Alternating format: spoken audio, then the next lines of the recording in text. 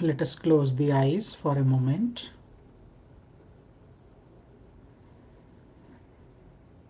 With deep love, remembering God and the Masters, we will begin with a prayer.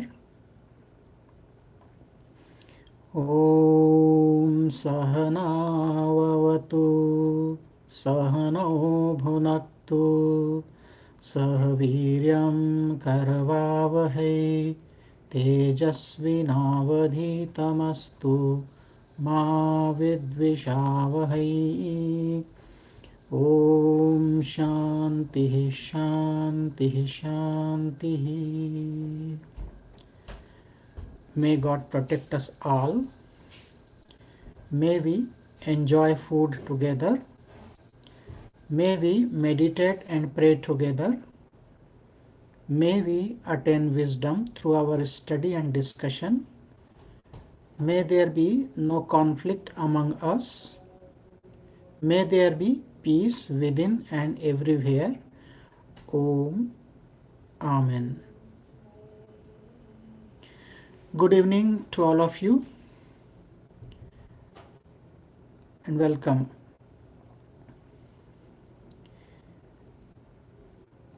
We have been discussing components of Kriya Yoga in this lecture series, and our previous class we stopped at the sutra in second chapter, second sutra, where Sage Patanjali has mentioned the purpose of Kriya Yoga. First he explained the three components or the definition of Kriya Yoga, and then he explained the purpose of Kriya Yoga. Sahi Kriya Yoga Samadhi Bhavanartha Klesha Tanu Karanartha Cha.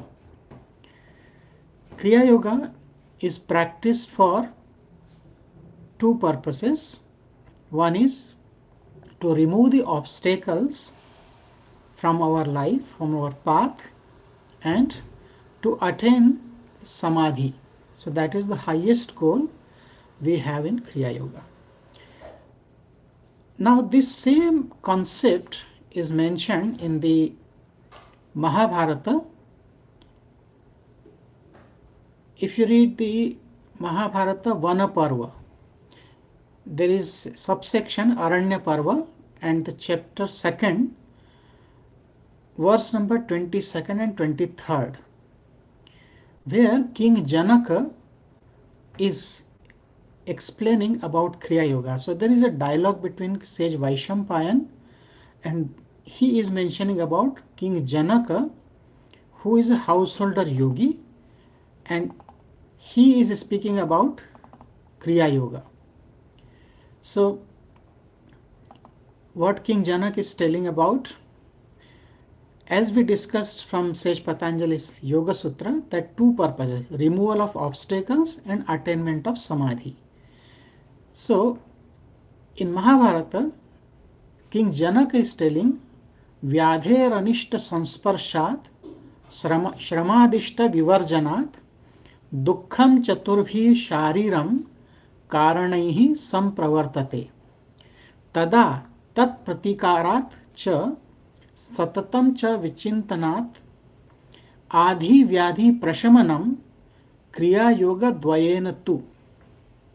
It is very important verse where same concept is mentioned by King Janaka. He says that Vyadhi Anishta Sansparshat Shrama Adi, Shrama or Ishta Vivarjana. The four things he is mentioning. Vyadhi, Vyadhi means disease, physical sickness.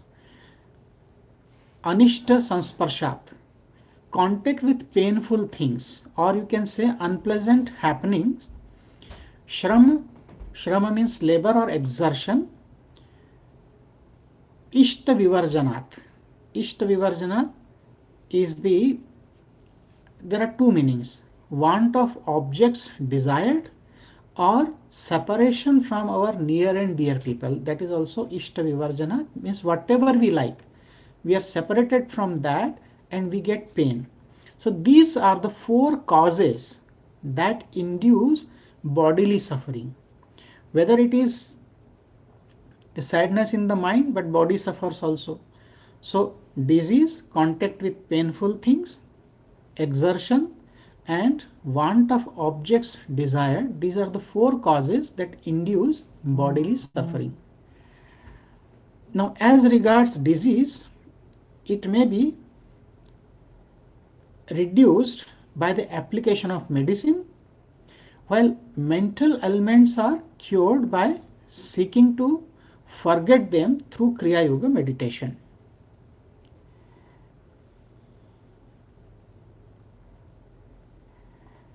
So, first one, Vyadhi Anishta. Now we have to think about it. In the same verse, later Sage Vaishampayan is also explaining Tada tat pratikarat cha satatam cha vichintanat adhi vyadhi prashamanam. So he is mentioning two words, adhi and vyadhi. Adhi is mental disease, vyadhi is physical disease. So what he is telling, Kriya Yoga dvayena tu, means physical diseases and mental diseases both are eliminated by practice of Kriya Yoga. And through meditation and concentration, one should not allow these four obstacles in the mind. Because we have identified ourselves with body and mind, that is why if mind is happy, then body will also be healthy. And vice versa. If body is healthy, your mind will be happy. Further, Sage is telling, like a red hot iron ball is dropped in cold water pot and the water becomes hot, so also mental disturbance make the body sick. Now here is a question. Sage Patanjali has explained Kriya Yoga as Tapah, Swadhyaya, Ishwar, Pranidhana, three components. Then why he is explaining Kriya Yoga in the form of Ashtanga Yoga, 8 limbs of yoga, in further verses? It is in second book, 29th verse. Because if Kriya Yoga is only Tapa, Swadhyaya and Ishwar Pranidhana, then why there is need of 8 limbs or eightfold system which he is telling Ashtanga Yoga? So why he is telling about that? So this is a very deep philosophical question to ponder upon. Let me take you to this eightfold system first, and then I'll explain why it is needed. What is this eightfold system? In the second book, 29th Sutra, Sage Patanjali has explained Yama, Niyama, Asana, Pranayama, Pratyahara, Dharana, Dhyana, Samadhayo, Ashtavangani. So how many limbs are there? 8. He is telling Yama, Niyama, Asana, Pranayama, Pratyahara, Dharana, Dhyana, Samadhi. Yama is self-discipline. Niyama means vows of observances. Asana means physical postures. Pranayama, regulation of breath. Pratyahara, self-withdrawal, means withdrawal of senses from the objects of enjoyment. Then dharana is concentration. Dhyana is meditation. And samadhi is realization. So these are the 8 constituent limbs of yoga.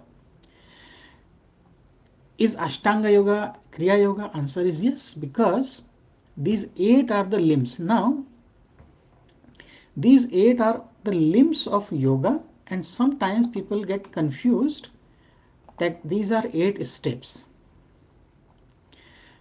The sage Patanjali has used the word Yoga Anga. Yoga Anga.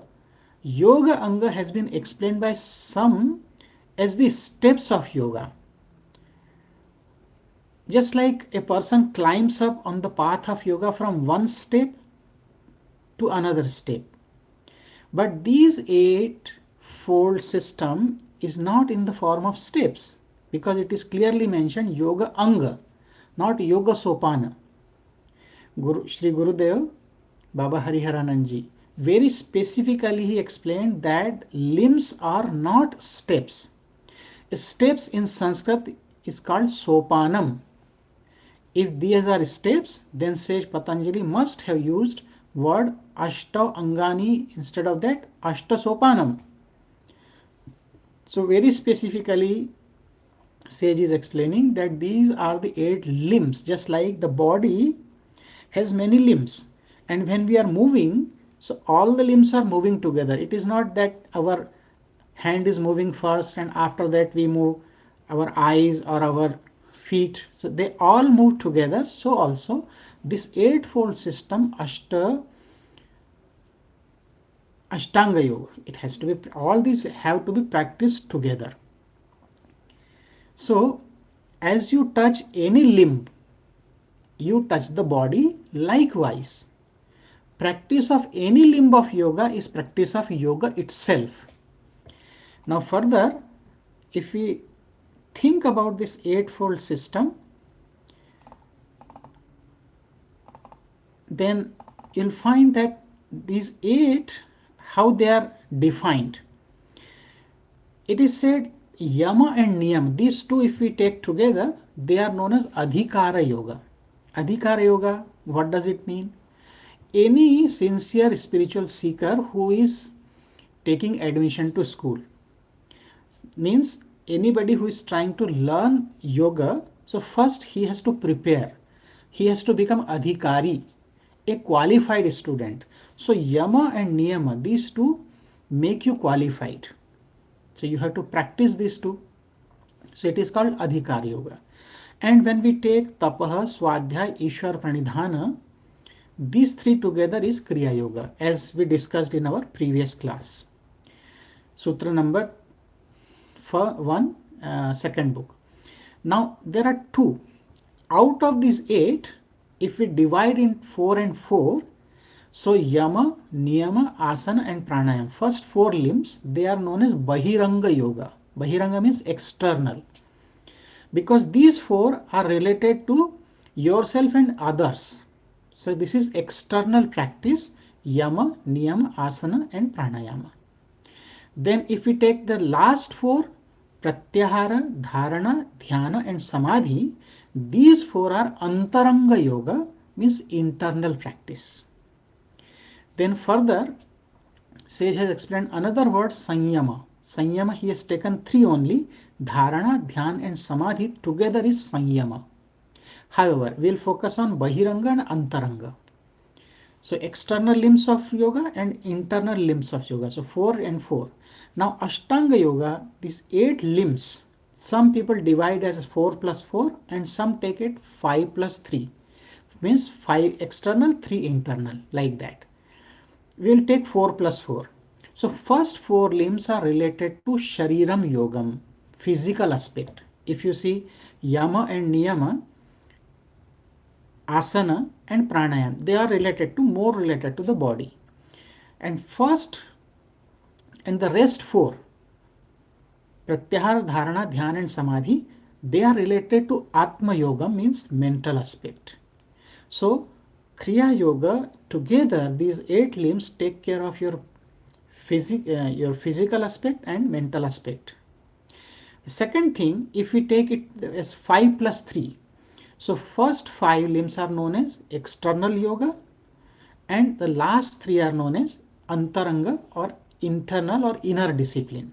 So this is how they divide it, Ashtanga yoga. But all these are limbs of yoga, which is nothing but Kriya yoga.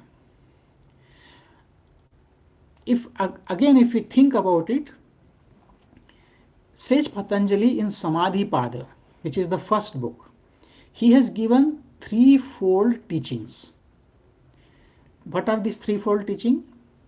First, he spoke about Abhyasa and Vairagya, which is in Sutra number 12, book first. First book, Sutra 12, Abhyasa Vairagyabhyam Tat Nirodha, when he said how to regulate the mind or how to stop this flow of thought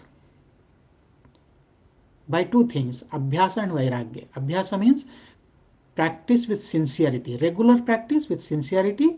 Vairagya means non-attachment to fruits of action. In other words, Abhyasa means to be established in what we are, and Vairagya means to be detached from what we are not. We'll ask, what does it mean? We are not body, we are soul. So we are not body, we have to practice it. And we have to be detached from body. And what to practice? We are the soul. So that is Abhyasa and Vairagya. What is real, we have to practice that. What is unreal, we have to be detached. And so Abhyasa and Vairagya. And then in the first book itself, Sutra number 34, Sage Patanjali also has explained about the technique of pranayama. So Abhyasa, Vairagya and pranayama, this is threefold teaching. Then in the second chapter, which is Sadhana Pada, second chapter, Sutra number 1, we discussed. Here Sage Patanjali has again described threefold teaching. What is threefold teaching here? About Kriya Yoga, he has highlighted Tapaha, Swadhyaya, Ishwar Pranidhana. So first, in the first book he said Abhyasa, Vairagya and Pranayam, the threefold. In the second book he said Tapaha, Swadhyaya, Ishwar Pranidhana, means austerity, self-study and surrender to God. This threefold. Sage Patanjali has emphasized Ishwar Pranidhana, which is surrender to God, even more than the word yoga itself in the entire Yoga Sutra. And one can find a beautiful sequence. I'll tell you where Sage Patanjali has mentioned about this word Kriya Yoga. He has mentioned at 4 places. In the first book, 23rd Sutra, Ishwar Pranidhanat Va. When he is talking about Samadhi, he said how one can attain Samadhi? By Ishwar Pranidhana, means Samadhi can be attained through surrender to God. Then in the second book, first sutra, he explained Tapaha, Swadhyaya, Ishwar Pranidhanani Kriya Yoga. Tapaha, Swadhyaya, surrender to God is Kriya Yoga. Then in the second book again he has told in sutra number 32, Shaucha, Santosha, Tapaha, Swadhyaya, Ishwar Pranidhanani Niyamaha. When he is explaining about the Niyama, so again this word Ishwar Pranidhana, surrender to God. Purity, contentment, discipline, self-study and surrender to God are Niyamas. Then further in the second book, 45th Sutra, Sage Patanjali is telling Samadhi Siddhi Ishwar Pranidhanat. Through surrender to God, one can attain perfection in Samadhi. So through surrender to God, one can attain Samadhi, and perfection means to be established, to remain all the time in Samadhi. That also is because of surrender to God. So 4 places Sage Patanjali has mentioned this word Ishwara Pranidhana, unconditional love for God or complete surrender to God. And this is very, very important word or component of Kriya Yoga. Tapa or Swadhyaya, both are practice, and they are like Karma Yoga, Jnana Yoga. But until and unless we go into that realm of Ishwar Pranidhana, complete surrender to God, then nothing will come to perfection. So Ishwar Pranidhana is the most important element of Kriya Yoga. Now we'll discuss a little bit more this word later. Now from this sequence which is mentioned about Ishwar Pranidhana, one thing is extremely clear, that one should intensify deep love and surrender to God for attainment of realization.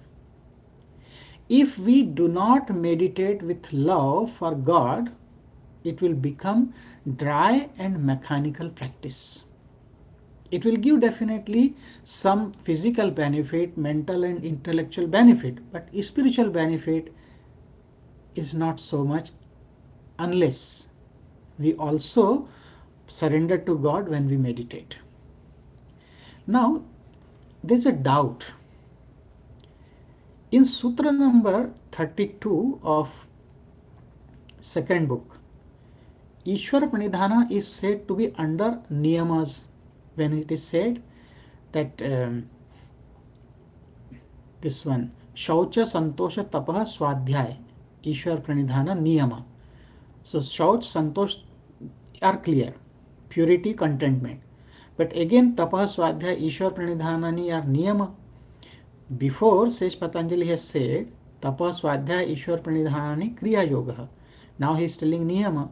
So the doubt comes to mind that Ishwar Pranidhana is said to be under Niyamas. So does it mean that it is Niyama? Ishwar Pranidhana is Niyama or not Niyama? Because it is mentioned there also. So the answer is that Niyama means vows related to dealing with ourselves. And Yama means the vows or principles related to dealing with others in the society. So Niyamas are related to yourself. So Niyama, Yama and Niyama, they are Bahiranga Sadhana. Means they are external factor of Kriya Yoga. And therefore Ishwar Pranidhana is practiced as external form of sadhana. So Ishwar Pranidhana in the beginning we practice as part of niyama, which is external sadhana. Means first externally we try to surrender. Then it happens that internally surrender comes from within. That is why it is also mentioned as a niyama. But in fact Ishwar Pranidhana is not niyama. The reason it is mentioned there, because first it is practiced as Bahiranga Sadhana and then it becomes Antaranga Sadhana. Means first we externally relate to God and surrender, and then internal or inner surrender comes from within. For example, whatever we do, first we offer it to God. This is external surrender. So because we still have ego, we are still performing action. So whatever we do, suppose I am drinking some water, I am taking food, I am working. So whatever I am doing, I am offering it to God. Oh God, this is all I am offering to you. This is external form of surrender. This is Ishwara Pranidhana, but it is external. That is why it is coming under the niyama also. Whereas Ishwar Pranidhana mentioned in Sutra number 1 and Sutra number 45 of second book is for Antaranga Sadhana of Kriya Yoga, that is related to internal aspect of meditation. Means in meditation there is nothing external that, oh God, I am doing something, I am offering to you. When you are in meditation, you are not doing anything, you are just a witness, you are sakshi, but in meditation you are surrendering yourself from within. So that is internal aspect.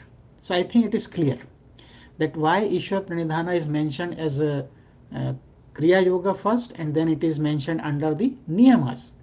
Because when it comes under Niyama, then it is the external form of surrender. When it is in the first sutra and 45th sutra, it is internal aspect. Again, whatever we do, we offer it to God. This is external surrender. And in meditation, we surrender ourselves completely. There is no action involved. So this is internal aspect. So first we practice Ishwar Pranidhana as the niyama, external surrender. And then it becomes internal surrender, internal aspect of Ishwar Pranidhana. It should also be clear that sage is using three words in relation to practice in this sutra: yama, Niyama and Sanyama.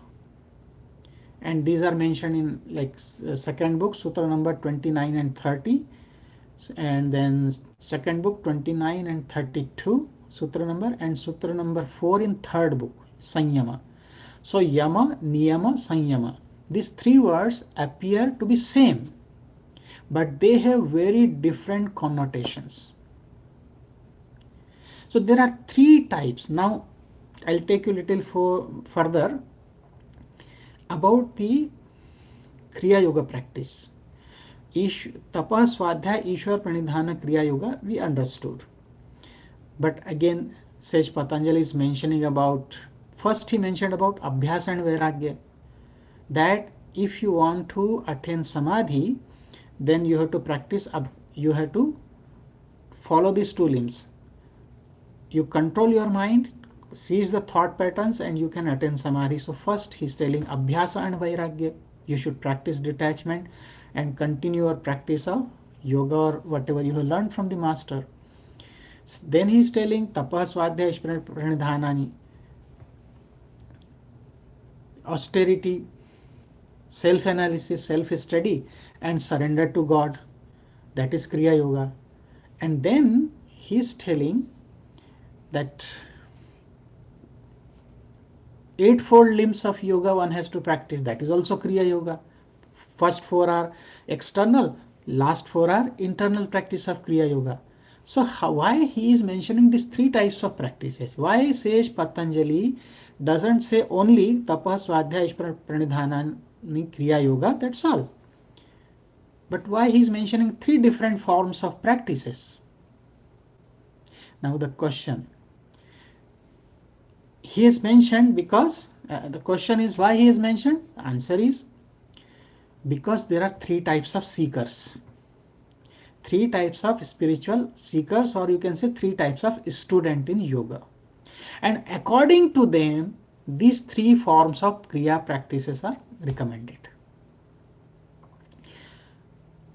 Three types of students, we call them Mridu, Madhya, Adhimatra.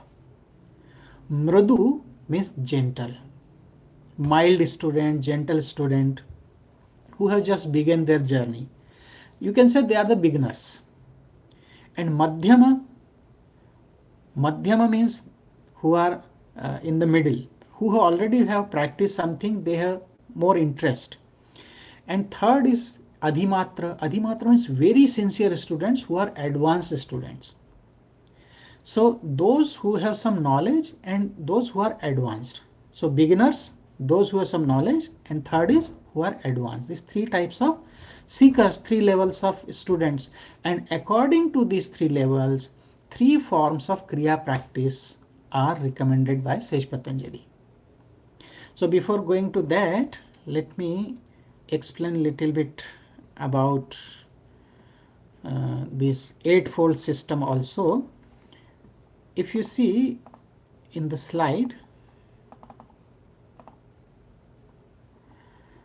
three types of Kriya practice.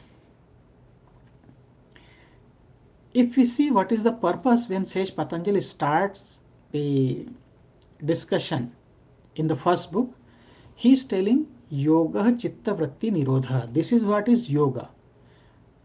This is what is yoga. And here yoga we already discussed in our first lecture that yoga is not related to any form of union, but here in this entire book of Yoga Sutra, yoga is samadhi, yoga samadho. So how to attain samadhi? By chitta vritti nirodha. So here is the essence of Yoga Sutra, that yoga chitta vritti nirodha, by cessation of our thought patterns one can attain yoga, means samadhi.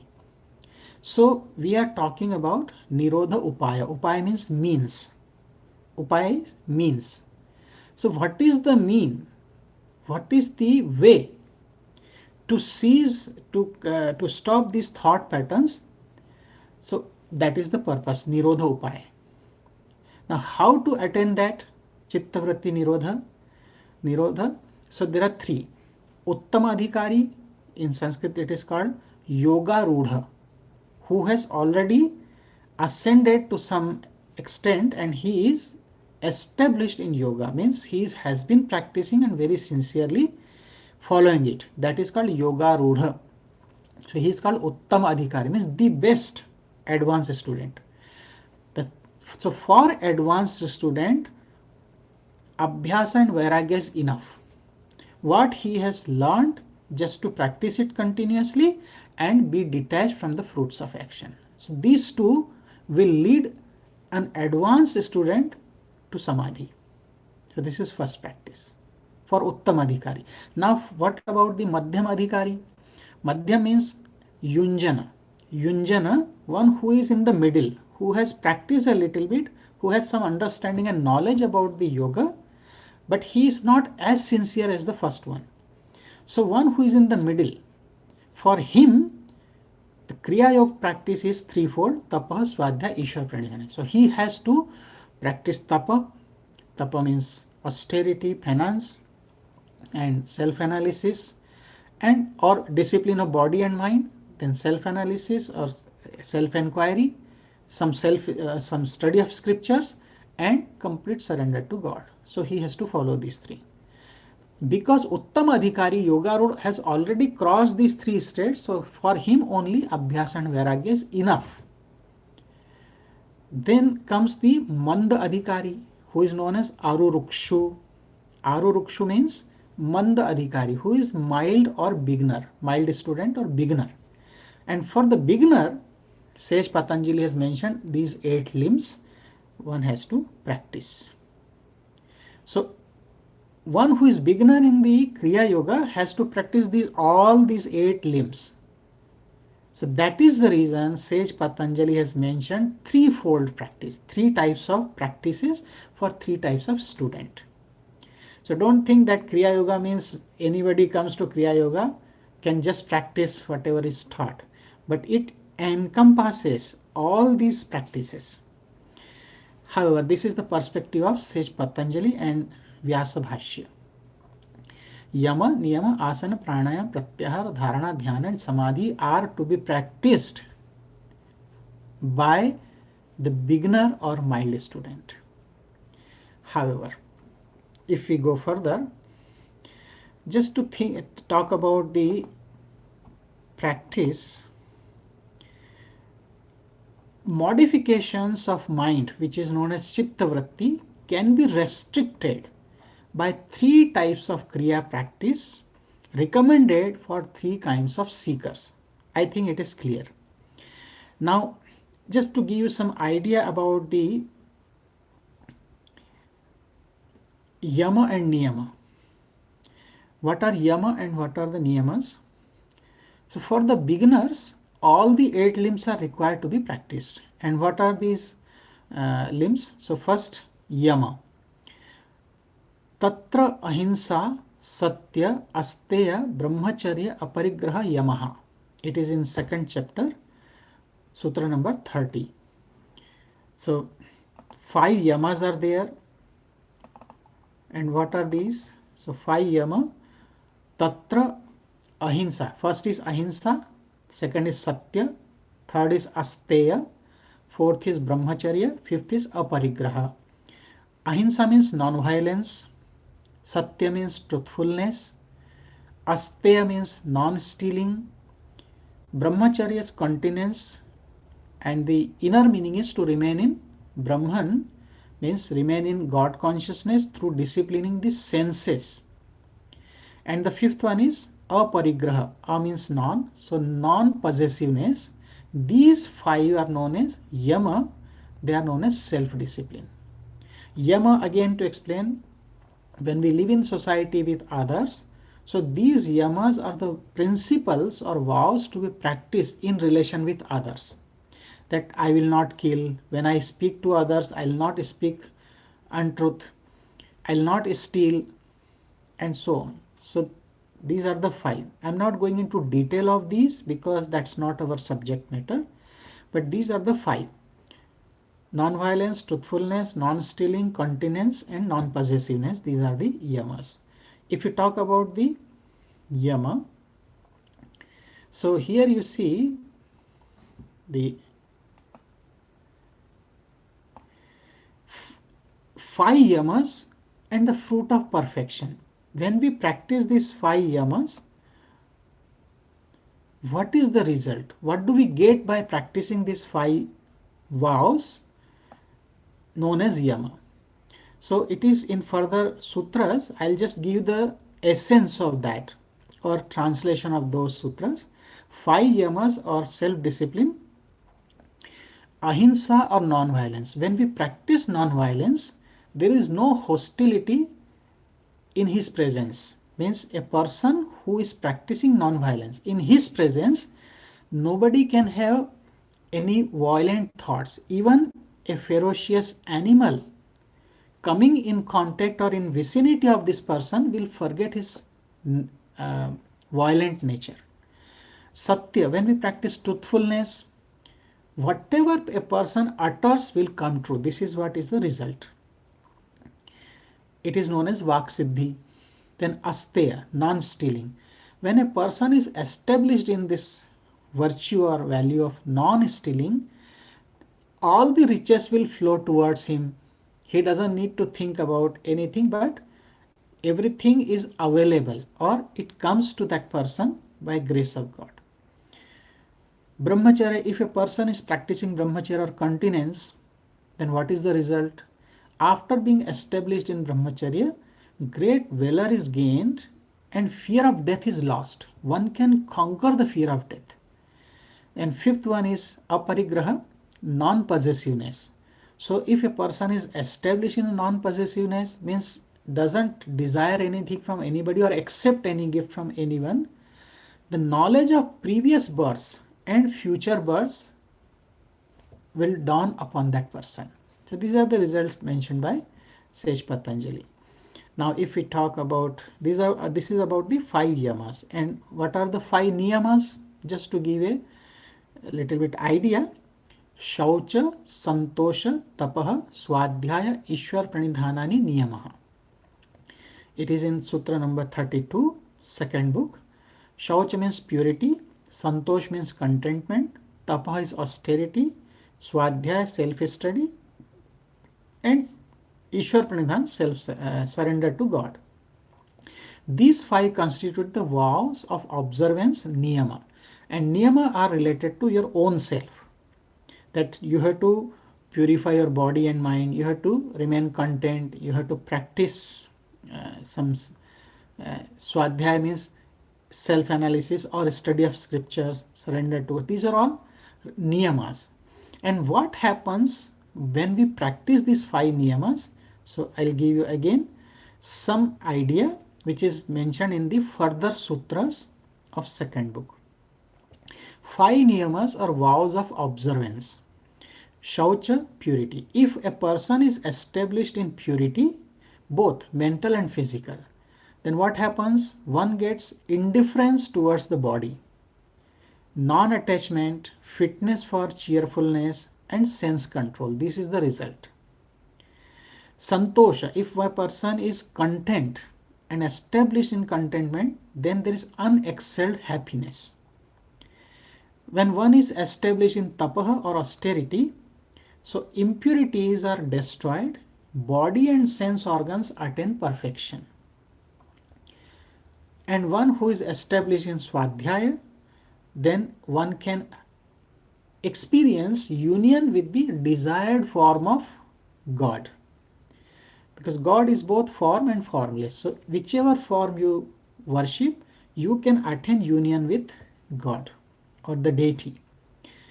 Then Ishwar Pranidhana, if you are established in that surrender to God, then Samadhi is attained. So these are the results of practicing 5 niyamas.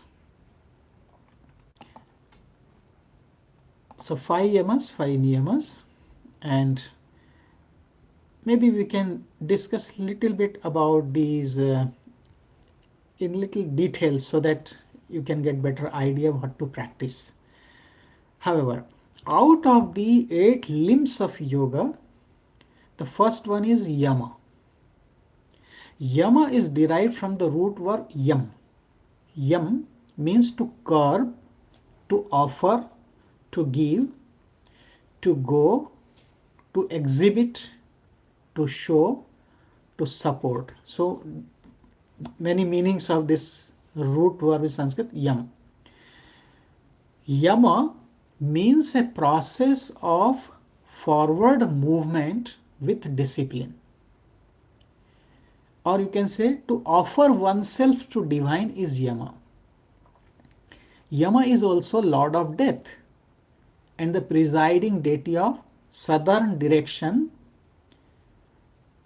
In yoga, the ordinary meaning is described as self-control or some practice of high morals. So we'll take it here. Yama means self-control. The sage Patanjali has defined Yama as the practice of some high morals and ideals, such as ahimsa, satya, asteya, brahmacharya, and aparigraha. Ahimsa is non-violence, satya truthfulness, asteya non-stealing, brahmacharya continence, aparigraha non-possessiveness. Maybe we can discuss a little bit more and then we'll come to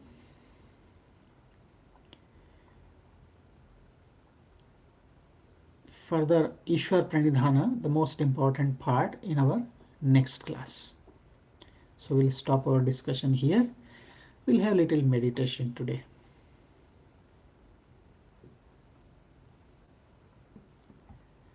Please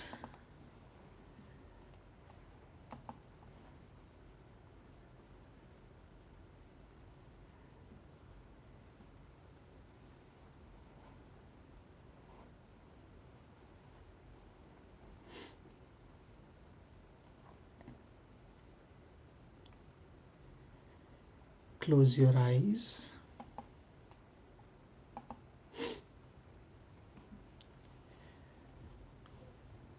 Keep your spine straight.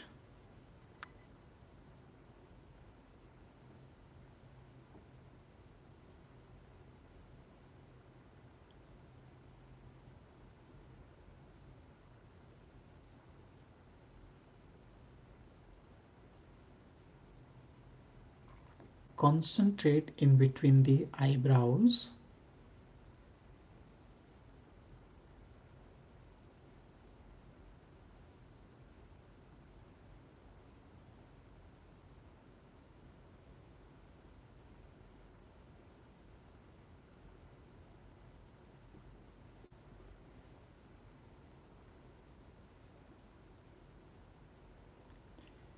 Gently withdraw your attention from the external world.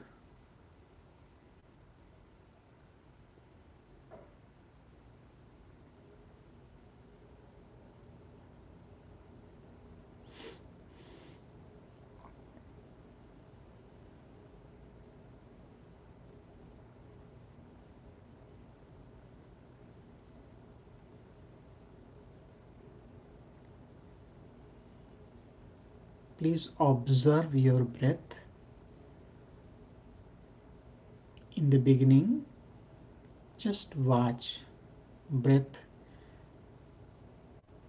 coming in from the nostrils, moving up to the lungs, and again going out.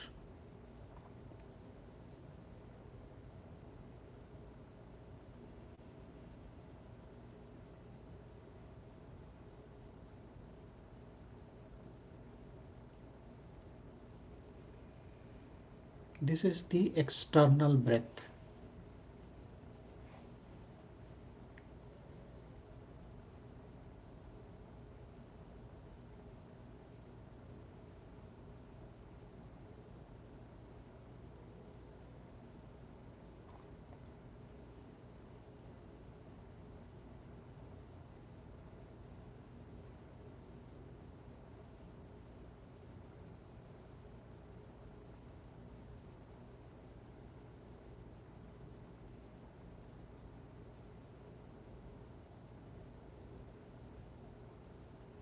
Now take your attention to the subtle breath, movement of breath between two poles of the spine, top of the head, base of the spine.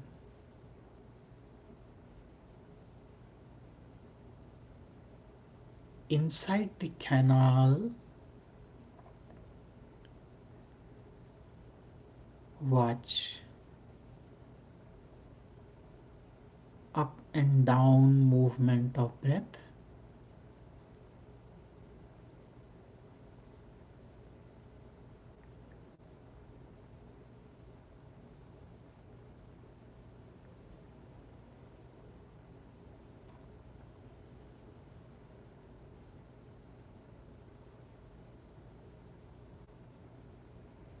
You may feel the subtle flow of prana.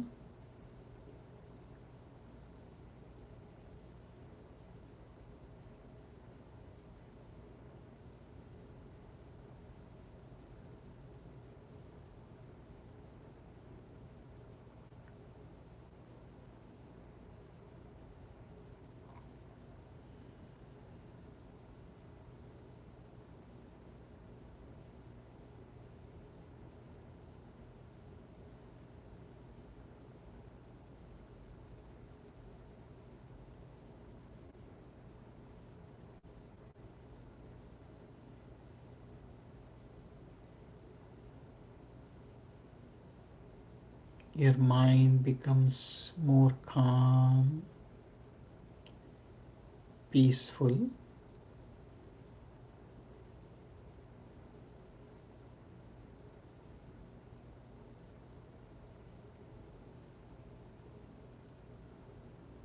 To regulate our breath, we will practice deep breathing technique, pranayama. Slow, long, deep inhalations and exhalations as per your capacity, you will practice. While inhaling, feel that all the positive tendencies are entering you. While exhaling, feel that all negative tendencies are going away from you. From bottom of the spine to top of the head and so on. Please inhale love, exhale peace, inhale love, exhale peace, inhale love, exhale peace, inhale peace, exhale love, inhale peace, exhale love, inhale peace, exhale love, inhale love, exhale peace, inhale love, exhale, peace, inhale, love, exhale, peace, normal conscious breath, more love, more peace within.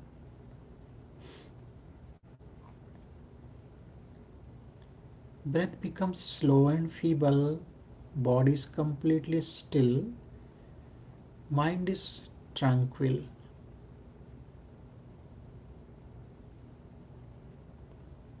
Remaining in between the eyebrows, meditate in silence for a few minutes.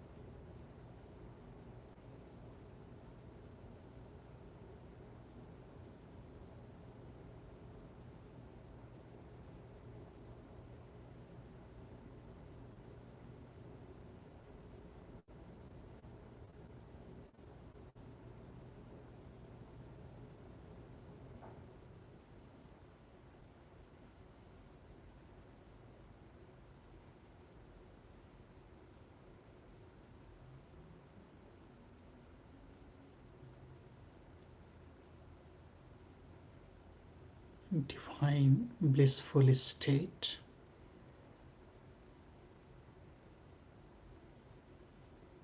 Extreme calmness.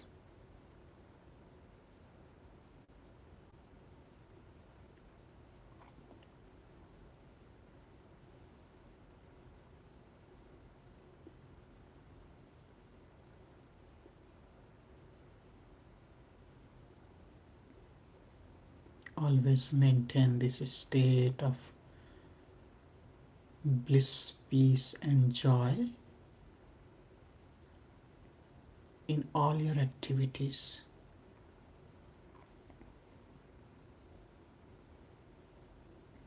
We'll finish with the prayer. Om Sarve Bhavantu Sukhinah Sarve Santu Niramayah Sarve Bhadrani Pashyantu Ma Kaschid Dukkha Bhag Bhavet. Om Shanti Shanti Shanti. May all become happy and healthy, loving, noble, and generous. May there be no suffering or sorrow.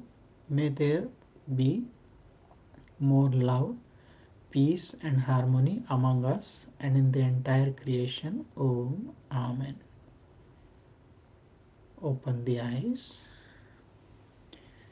Thank you all.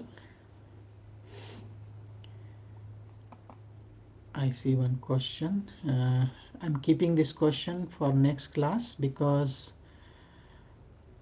I have a couple of more questions. I'll address all together in the next class, which will be the concluding class. And if you have any question about this series of lectures, you may send your question to Institute, and I'll include that in our last class next Thursday. Thank you all for joining and spending your valuable time. Meditate nicely. Till next time, Jai Guru.